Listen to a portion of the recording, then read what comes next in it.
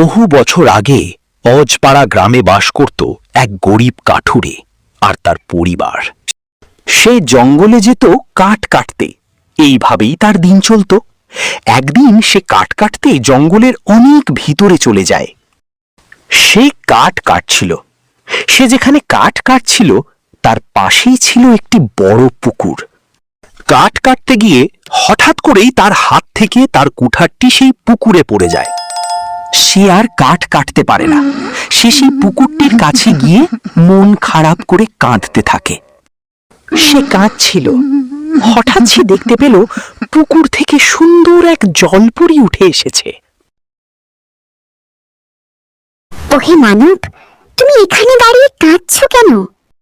আমি কাঠ কাটতেছিলাম, কিন্তু হঠাৎ করেই আমার হাত থেকে কুঠারটি এই নদীতে পড়ে যায়। এখন আমি কাজ করব কিভাবে? আমি এখন কিভাবে কাঠ কাটবো? ওহে মানব, তুমি কান্না থামাও, আমি দেখছি কি করা যায়। জলপরি এই কথা বলে নদীতে ডুব দেয় আর কিছুক্ষণ পর হাতে একটা সোনার কুঠার নিয়ে আসে। ওহে মানব, দেখো তো এটা তোমার কিনা? না, এটা আমার না।